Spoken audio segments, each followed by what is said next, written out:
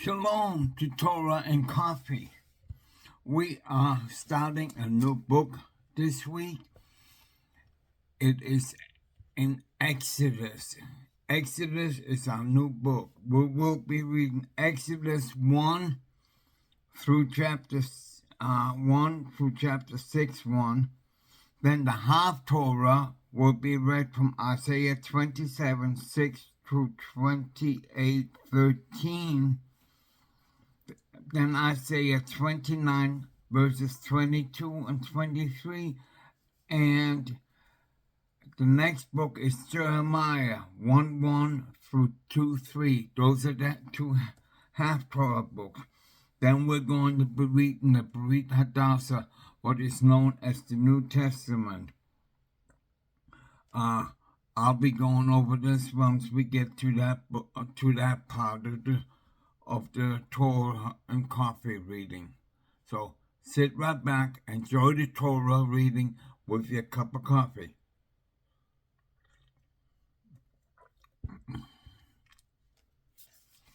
Exodus chapter 1, verse 1. These are the names of the sons of Israel who came to Egypt with Jacob, each coming with his household: Reuben, Shimon, Levi, and Yehudah, Issachar, Zebulun, Benjamin, Dan, and Naphtali, Gad, and Asher. The total number of persons that were of Jacob's issue came to 70. Joseph being already in Egypt, Joseph died, and all his brothers and all that generation. But the Israelites were fertile and prolific. They multiplied and increased very greatly, so that the land was filled with them. A new king arose over Egypt who did not know Joseph.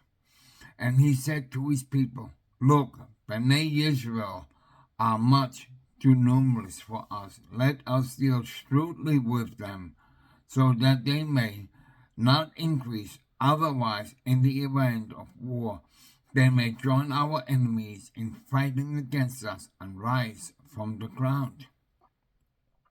11.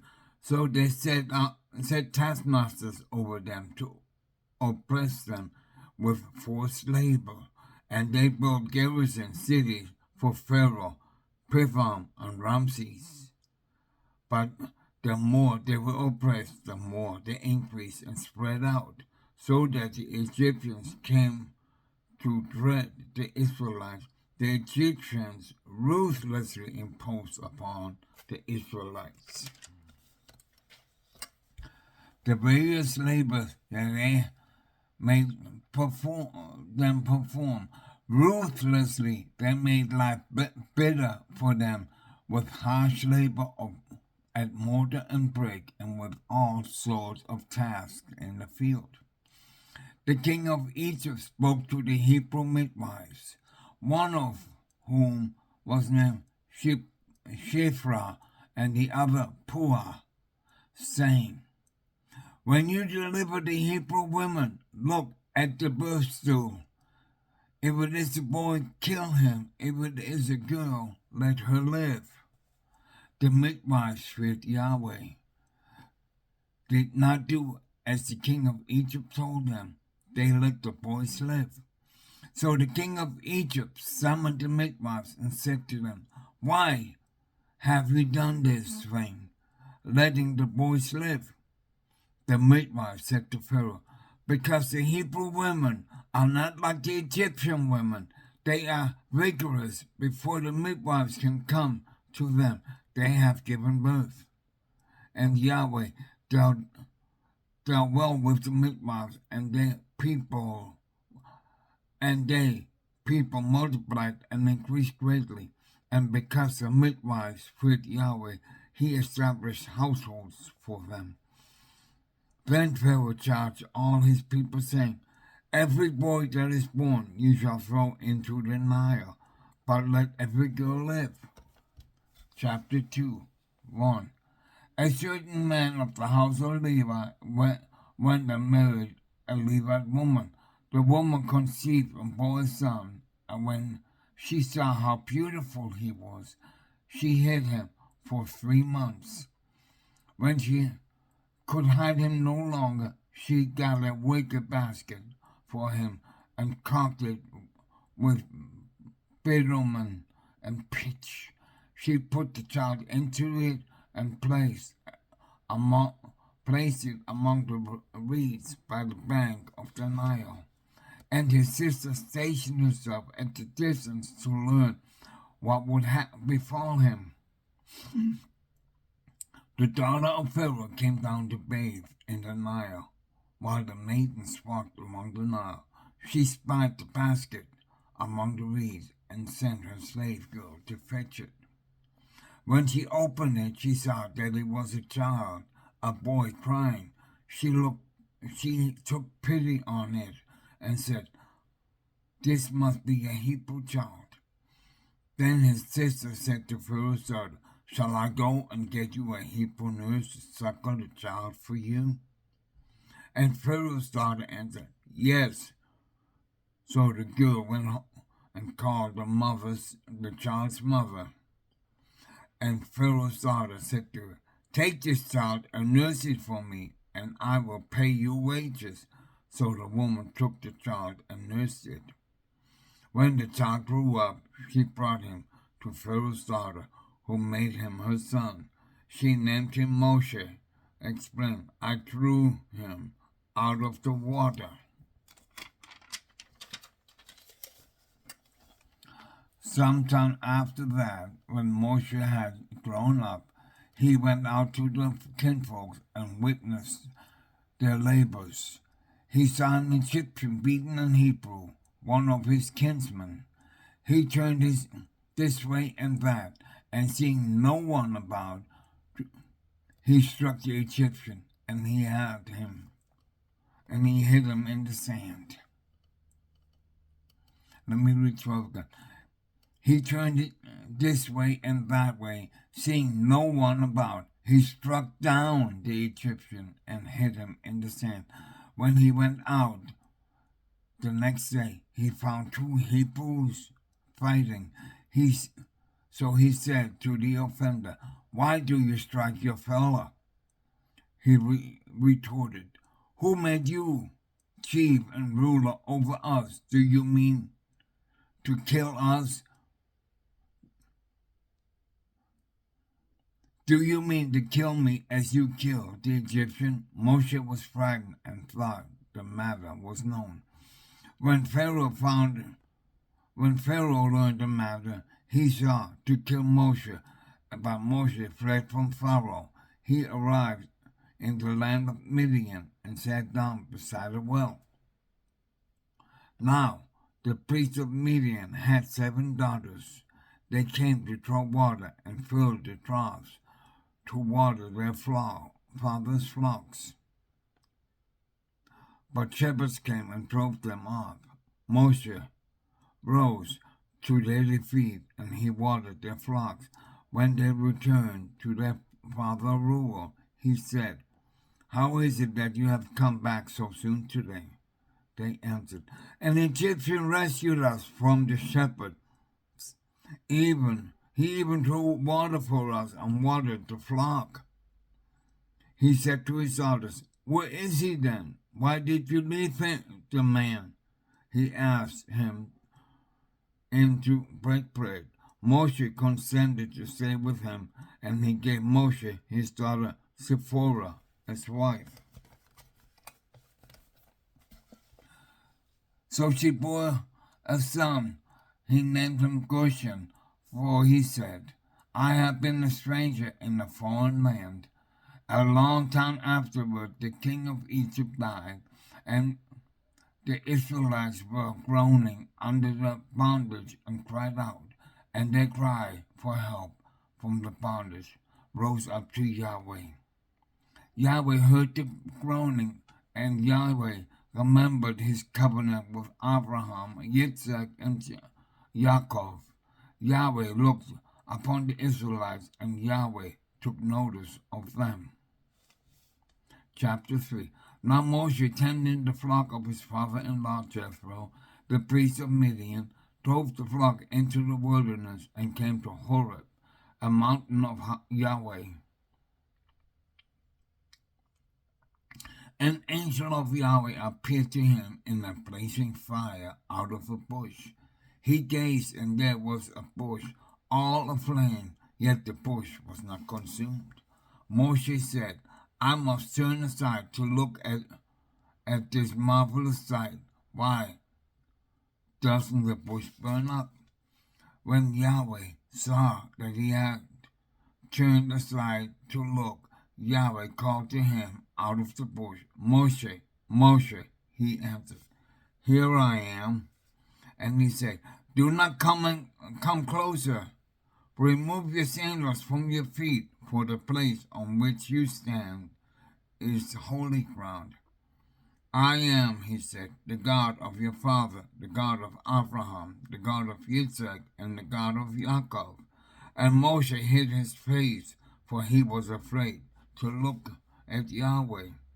And Yahweh continued, I have marked well the plight of my people in Egypt, and I have heeded their outcry because of their taskmasters.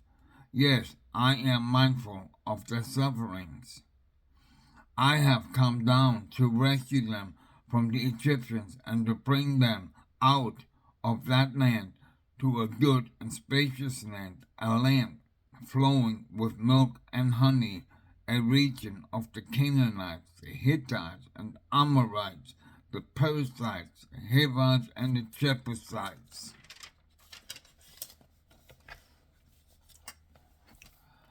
Now the cry of the Israelites had reached me. Moreover, I have seen how the Egyptians oppressed them. Come, therefore, I will send you to Pharaoh, and you shall free my people, the Israelites, from Egypt. But Moses said to Yahweh, Who am I that I should go to Pharaoh and free the Israelites from Egypt? And he said, I will be with you, that shall be your sign, and it was I who sent you. And when you have freed the people from Egypt, you shall worship Yahweh at this mountain. Moshe said to Yahweh, When I come to the Israelites and say to them, The God of your fathers has sent me to you, and they ask me, What is his name? What shall I say to them? And Yahweh said to Moshe, Ehe, Asher Ehe. He continued, Thus shall you say to the Israelites, Ehe sent me to you.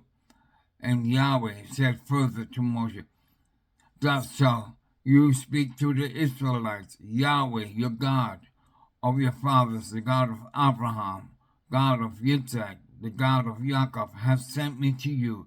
This shall be my name forever.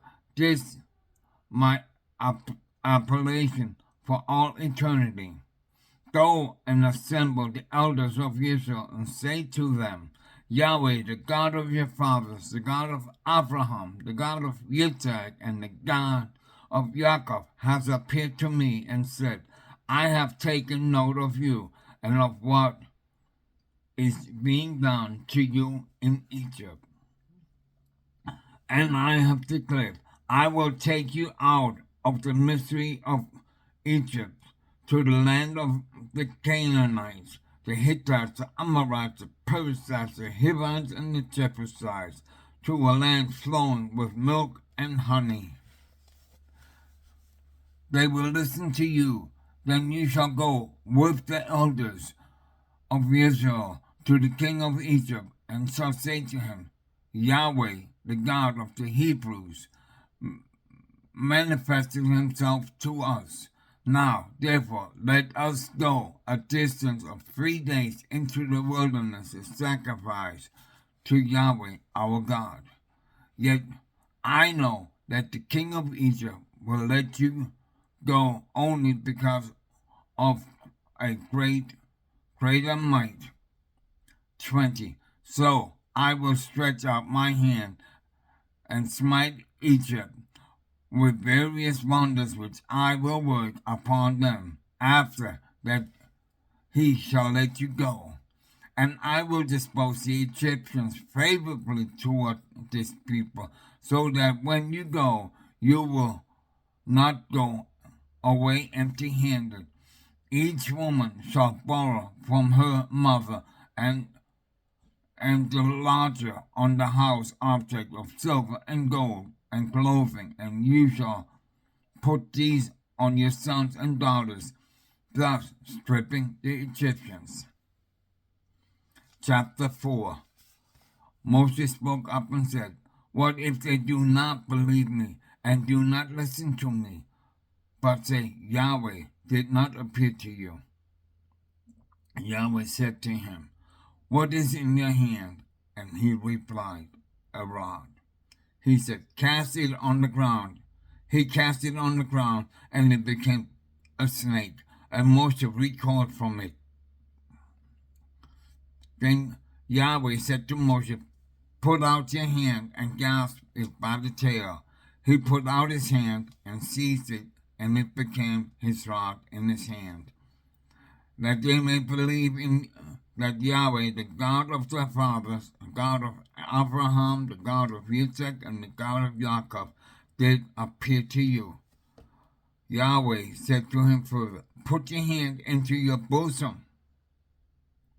He put his hand into his bosom, and when he took it out, his hand was encrusted with snowy scales. And he said, put your hand back into your bosom. So he put his hand back into his bosom, and when he took it out of his bosom, there it was again, like the rest of his body. And if they do not believe you, or pay heed to the first sign, they will believe the second.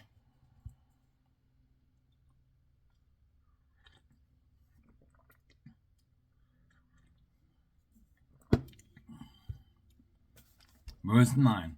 And if they still not convinced by both of these signs, and still do not heed you, take some water from the Nile and pour it on the dry ground, and the water that you take from the Nile, will turn to blood on the ground.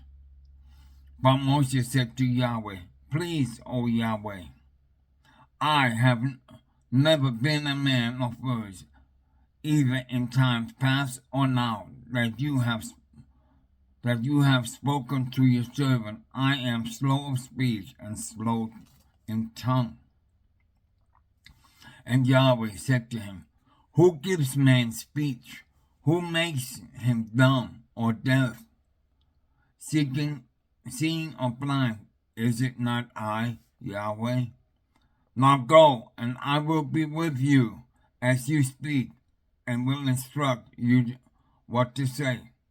But he said, please, O Yahweh, make someone else your agent. Yahweh became angry with Moshe and said, there is your brother Aaron the Levite. He is known, speaks readily. Even now he is setting out to meet you, and he will be happy to see you. You will speak to him and put the words in his mouth. I will be with you and you with him as you speak, and I'll tell both of you what to say. Excuse me.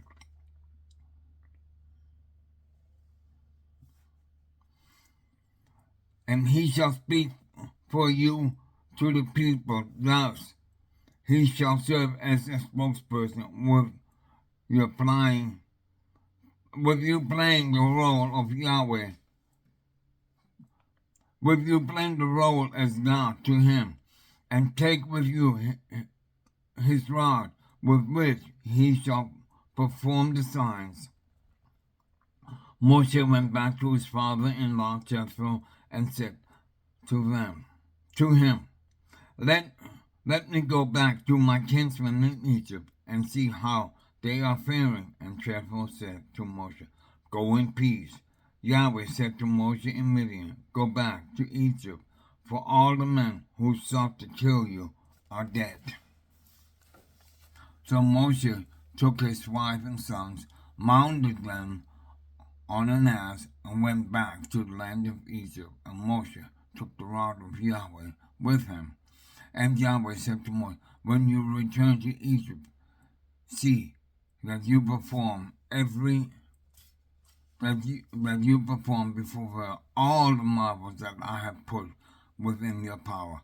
I, however, will stiffen his neck, his heart, so that he will not let the people go. Then you shall say to Pharaoh, thus says Yahweh, Israel is my firstborn. I have said to you, let my son go, that they worship me. Yet you have refused to let them go. Now I will slay your firstborn son.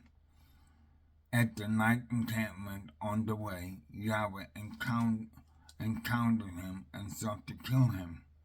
Now Zipporah took a flint and cut off the son's foreskin, and touched his leg with it, saying, you are truly a bridegroom of blood to me. And when he let him alone, he added, a bridegroom of blood because of the circumcision. Yahweh said to Aaron, go meet Moshe in the wilderness. He went and met him in the mountains of Yahweh, and he kissed him. Moshe told Aaron about all the things that Yahweh had committed to him, and all the signs about which he had instructed him. Then Moshe and Aaron went and assembled all the elders of Israel. Aaron repeated all the words of Yahweh had spoken to Moshe, and he performed the signs in the sight of the people.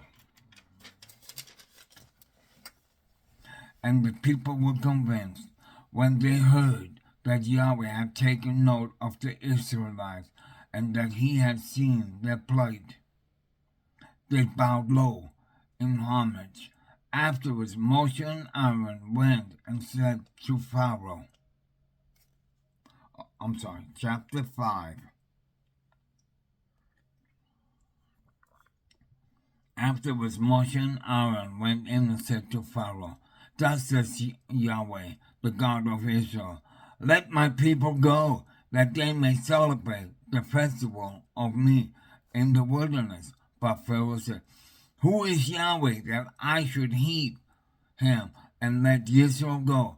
I do not know Yahweh, nor will I let Israel go.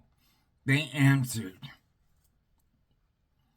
the God of the Hebrews has manifested himself to us. Let us go, we pray, a distance for 3 days into the wilderness to sacrifice to Yahweh our God.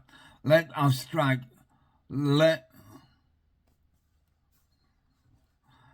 he strike us with pestilence or sword. But the king of Egypt said to them, Moshe and Aaron, why do you disregard the people from this house? Get to your labors. And Pharaoh continued, the people of the land are already so numerous, and you would have them cease from their labors. The same day Pharaoh charged the taskmasters and foremen of the people, saying, you shall no longer provide the people with straw for making bricks as heretofore. Let them go and gather straw for themselves, but impose upon them the same quota of bricks as they have been making heretofore. Do not reduce it, for they are shirkers. That is why they cry, let us go and sacrifice to God. Let heavier work be laden upon the men. Let them keep it up and not pay attention to deceitful promises. So the taskmasters and foremen of the people went out and said to the people, thus says Pharaoh, I will not give you any straw. You must go and get the straw for yourself, wherever you can find it. But there shall be no decrease in whatever in your work. Then the people scattered throughout the land of Egypt to gather stubble for straw, and the taskmasters pressed them on. You must complete the same work assignment each day as when you had straw. And the foreman of the Israelites, whom Pharaoh's taskmasters had set over them, were beaten. Why? They have asked. Did you not complete the prescribed amount of bricks either yesterday or today, as you did before? Then the foreman of the Israelites came to Pharaoh and cried, Why did you deal with our servants? No straw was issued to your servants, yet the demand of us, make bricks. Thus your servants are being beaten when the fault of it with your own people. He replied, You are shirkers. That is why you say, Let us go and sacrifice to Yahweh.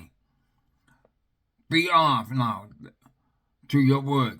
No straw shall be issued to you, but you must produce your quota of bricks.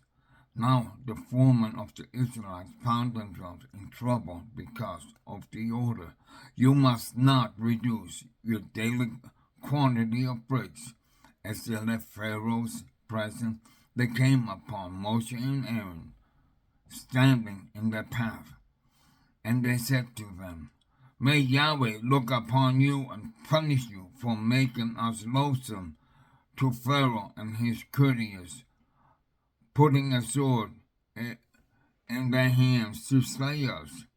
Then Moshe returned to Yahweh and said, O Yahweh, why did you bring harm upon the people? Why did you send me? Even ever since I came to Pharaoh to speak in your name, has he dealt words with this people, and still have not delivered your people.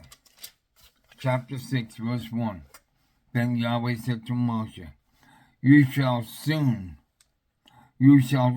see what I will do to Pharaoh. He shall let them go because of a greater might. Indeed, because of a greater might, he shall drive them out of this land. Let's turn over to Isaiah. Isaiah 27.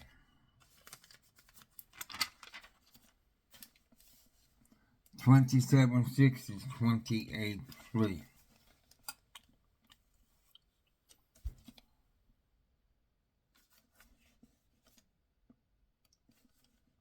Here we go. In days to come, Jacob shall strike root, Israel shall sprout and blossom, and the face of the world shall be covered with fruit. Was he beaten as his beater has been?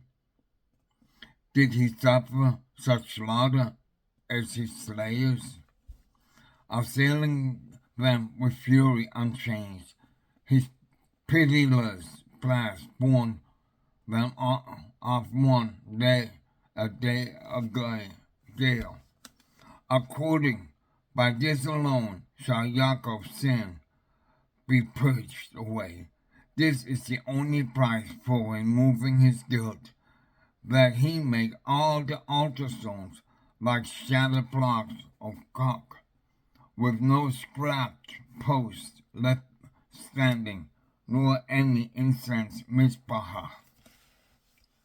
Thus, fortified cities like desolate, homestead desolate, forsaken like a wilderness. There calves graze, there they lie down and consume its brought. When its ground is withered when its ground is withered, they break. Women come and make fire with them, for they are a people without understanding. That is why their Maker will show them no mercy. Their Creator will deny them grace, And in that day Yahweh will beat out the peoples like rain from the channel of the Euphrates to the Wadi of Egypt, and they shall be picked up one by one, O children of Israel. And in that day a great shofar shall be sounded, and the strayed who are in the land of Assyria, and the expelled who are in the land of Egypt, shall come and worship Yahweh on the holy mountain in Jerusalem. Chapter 28, starting at verse 1. And the proud crowns of the drunkards of Ephraim, whose glorious beauty is but filtered flowers on the heads of men bloated with rich food, who are overcome by wine. Lo, my Lord has something strong and mighty, like a storm of hail, a shower of pestilence, something like a storm of massive torrential rain shall be hurled with force to the ground. Trampled underfoot shall be the proud crowns of the drunkard of Ephraim, the wilted flowers on the heads of men, bloated with rich food. They are his glorious beauty. They shall be like any early fig before the fruit harvest. Whoever sees it devours it while it is still in his hand. In that day the Lord of hosts shall become a crown of beauty and a diadem of glory for the remnant of his people, and the spirit of judgment for him who sits on judgment, and his valor for those who repel his attacks at the gate. Let's go over to the BeritHadasah, I should say. So, BeritHadasah.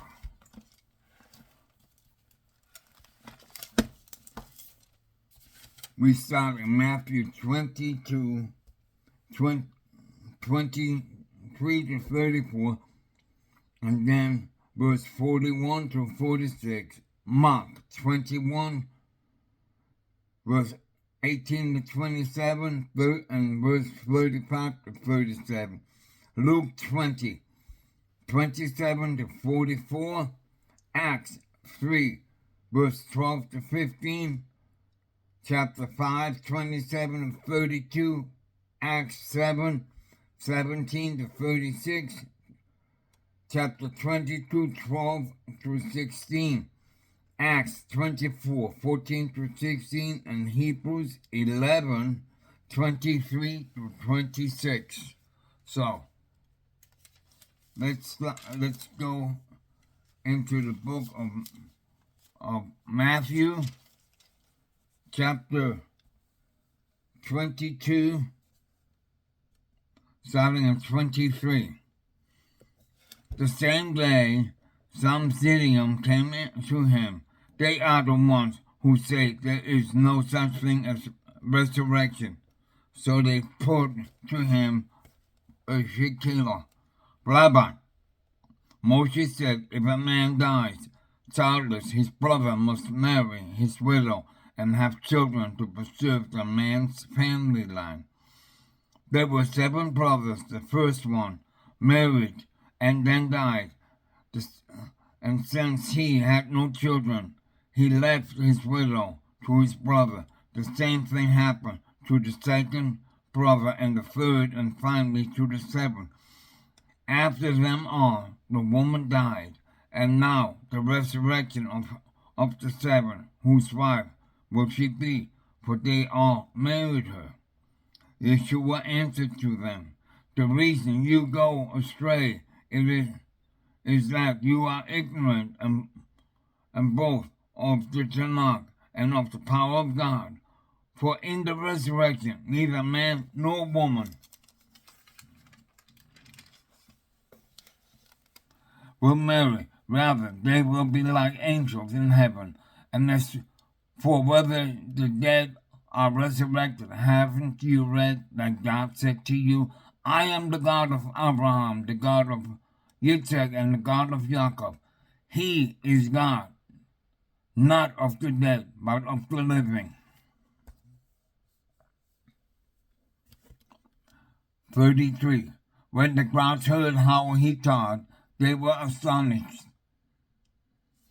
Let's go over to verse 41 to 46.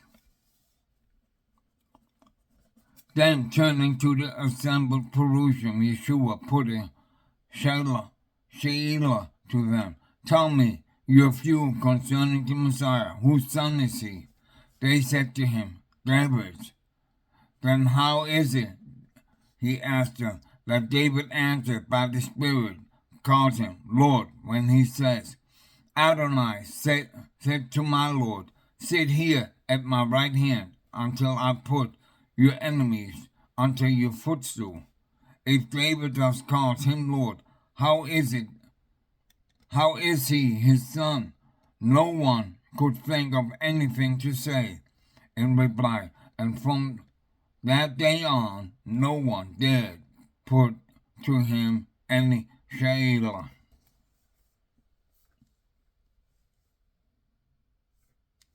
Mark chapter 12.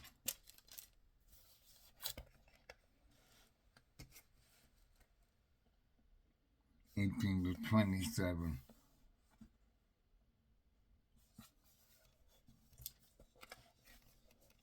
Then some Sadducees came to him. They are the ones who say that there is no such thing as resurrection. So they put to him a Sheila. Rabbi, Moshe wrote for us that if a man's brother dies and leaves a wife but no child, his brother must take the wife and have children to preserve his man's family line. There were 7 brothers. The first one took his wife, and when he died, he left no children. Then the second one took her and died without leaving children, and the third likewise. And none of these 7 left children. Last of all, the woman also died. In the resurrection, whose wife will she be? For all 7 had her as wife. Yeshua said to them, Isn't this the reason why you go astray? Because you are ignoring both the Tanakh and the power of God. For when people rise from the dead, neither man nor woman marry. They are like angels in heaven. And as for the dead being raised, haven't you heard in the book of Moshe, in the passage about the bush, how God said to him, I am the God of Abraham, the God of Yitzhak, and the God of Jacob. He is God, not of the dead, but of the living. You are going far astray.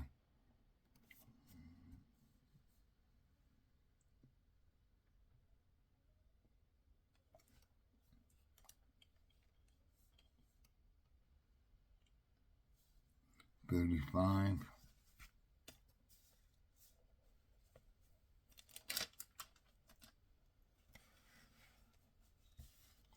David himself calls him Lord. So how is he his son? The crowd listened eagerly to him as he taught them. He said, Watch out for the king of the Torah teachers who like to walk around in robes and be greeted deferentially in the marketplace, who like to have the best seats in the synagogue and take the places of honor at banquets, who like to have the best seats in the synagogue and take of honor, who like to swallow up widows' houses while making a show of preparing great length. Their punishment will be all the worse. Then Yeshua said to them opposite the temple treasury and watched the crowd as they put money into the offering boxes. Many rich people put in their large sums, but a poor widow gave some and put it in 2 small coins. He called some of them to him and said to him, "Yes, I tell you, this poor widow has put more on the offering box than all the others making donations, for all of them out of their wealth have contributed money they can also spare, but she, out of her poverty, has been given everything she had to live on." This was Mark 12:35 through 37. Let's go over to Luke. Luke chapter 20, verses 27 to 44.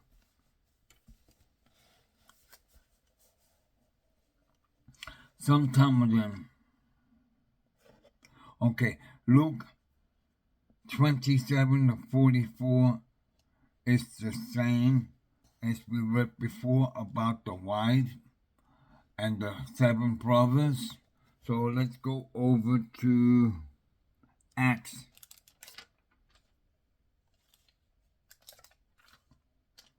Acts chapter 3. 3, verse 12 to 15. Acts 3, 12 to 15. Where are we? 12. Seeing this, Kiva addressed the people, "Men of Israel, why are you amazed at this? Or why do you stare at us as if we had made this known? Walk through some power of godliness of its own. The God of Abraham, Yitzhak, and Jacob, the God of our father, has glorified his servant Yeshua, the same Yeshua you handed over to the disowned before Pilate. Even after he had decided to release him, you denied the holy and innocent one and instead asked for the reprieve of a murderer. You killed the author of life,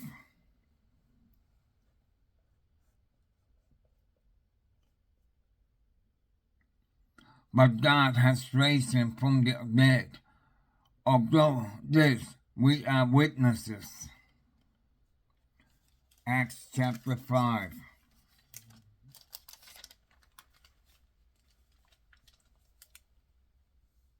27-32.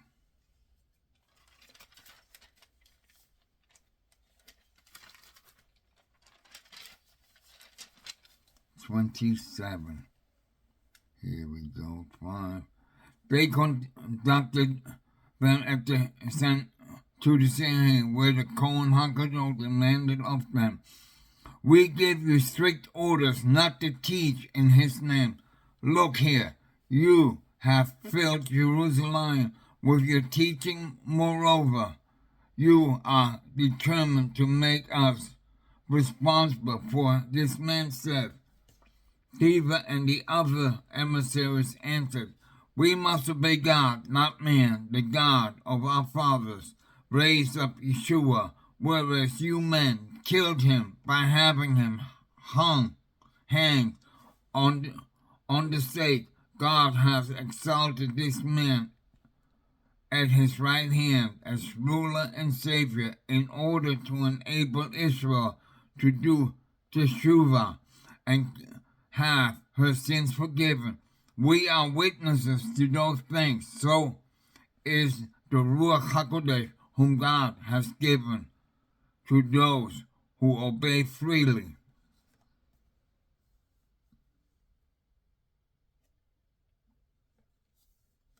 Acts chapter 7.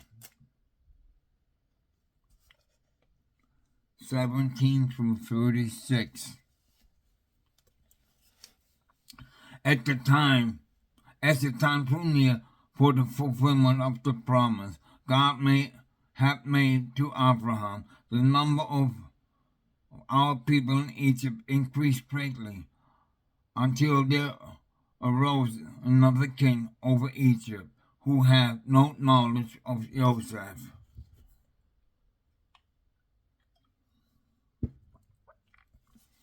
With cruel cunning, this man forced our fathers to put their newborn babies outside their homes so that they would not survive. It was in that Moshe was born, and he was beautiful in God's sight. For 3 months he was reared in his father's house, and when he was put out of his home, Pharaoh's daughter took him and brought him up as her own son. So Moshe was trained in all the wisdom of the Egyptians and became both a powerful speaker and a man of action. But when he was 40 years old, the thought came to him to visit his brothers, the people of Israel. On seeing one of them being mistreated, he went to his defense and took revenge by striking down the Egyptian. He supposed his brothers would understand that God was using him to rescue him, but they didn't understand. When he appeared the next day, as they were fighting, and tried to make peace between them by saying, "Men, you are brothers. Why do you want to hurt each other?" The one who was mistreating his fellow pushed Moshe away and said, "Who made you ruler and judge over us? Do you want to kill me the way you killed the Egyptian yesterday?" On hearing this, Moshe fled the country and became an exile in the land of Midian, where he had 2 sons. After 40 more years, an angel appeared to him in the desert near Mount Sinai in the flames of a burning bush. When Moshe saw this, he was amazed at the sight, and as he approached to get a better look, there came the voice of Adonai, "I am God of your father, the God of Abraham, Yitzhak, and Jacob." But Moshe trembled with fear and didn't dare to look. Adonai said to him, "Take off your sandals, because the place where you are standing on is holy ground.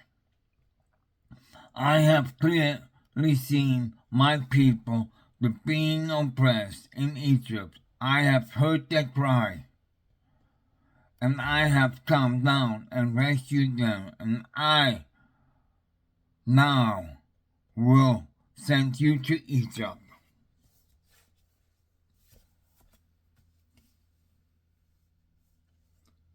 22.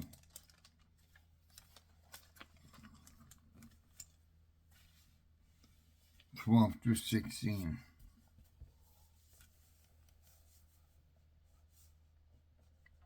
A man named Hananiah, an observant follower of the Torah, who had highly regarded by the entire Jewish community there, came to me, stood by me, and said, "Brother Shaul, see again." And at that very moment I received my sight and saw him. He said, "The God of our father determined in advance that you should know his will, see the Tzaddik, and hear his voice, because you will be a witness for him to everyone of what you have seen and heard. So now, what are you waiting for? Get up, immerse yourself, and have your sin washed away as you call on his name." Acts 24.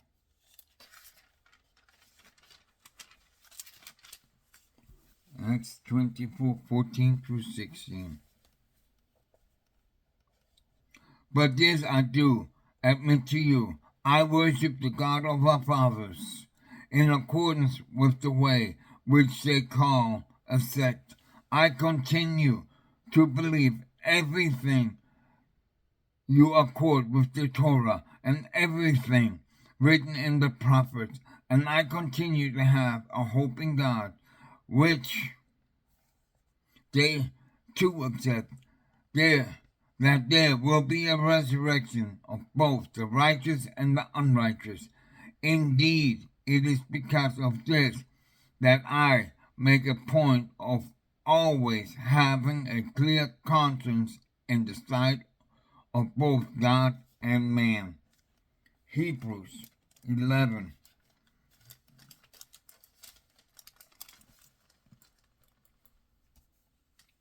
22 to 23 to 26. By trusting